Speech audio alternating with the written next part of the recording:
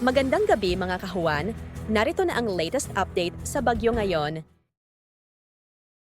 Sa ngayon po, yung southwest monsoon po natin ay umiiral dito sa may Palawan, Visayas at Mindanao. Dahil dito po asahan natin makakaranas po ng tuloy-tuloy na bugso ng pag-ulan dito sa may Palawan, Occidental Mindoro, Western Visayas, Negros Island Region, Zamboanga Peninsula, Soc-Sargen, pati na rin dito sa may Bangsamoro. Asahan din natin sa nalalabing bahagi ng Visayas at Mindanao ang kalat-kalat na pag-ulan dulot pa rin itong southwest monsoon.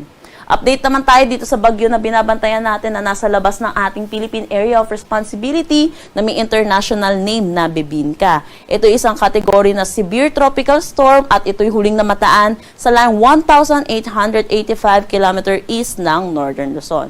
Ayon po sa ating forecast track, papasok po ito ng Philippine Area of Responsibility bukas po ng hapon or ng gabi. At ito po ipapangalanan nating Ferdy. At sandali lang din po ito dito sa loob ng ating PAR at lalabas din po by Saturday. Pero asahan din po natin ang enhancement po nito ng southwest monsoon kaya makakaranas din mamalawakang pag-ulan lalo na po dito sa may Visayas at Mindanao. Pero dahil din po dito, asahan po natin sa trough nito ni Bebinca or yung extension ay makakaranas na rin ng maulap na papawiri na may mga kalat-kalat na pag-ulan dito sa may Ilocos Region, Cordillera Administrative Region, Central Luzon, pati na rin dito sa nalalabing bahagi ng Mimaropa, pati na sa Quezon at Aurora.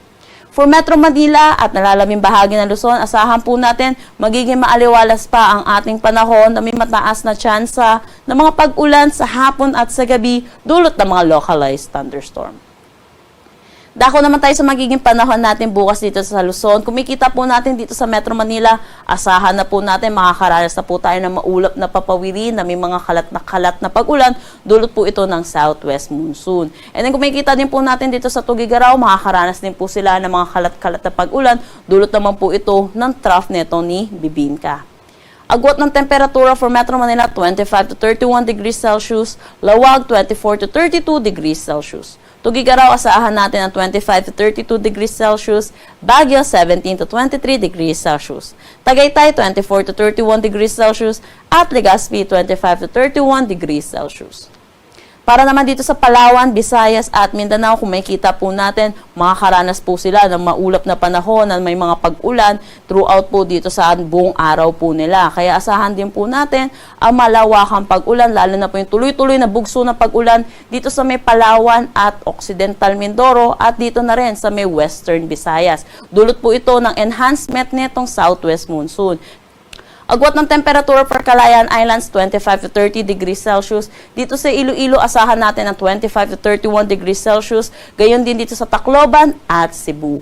Asahan natin sa Cagayan de Oro, 26 to 31 degrees Celsius. Zamboanga, 26 to 31 at Davao, 25 to 32 degrees Celsius.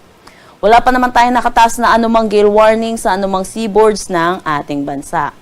Ang sunset mamaya ay 6 o'clock p.m. at ang sunrise bukas ay 5:45 a.m.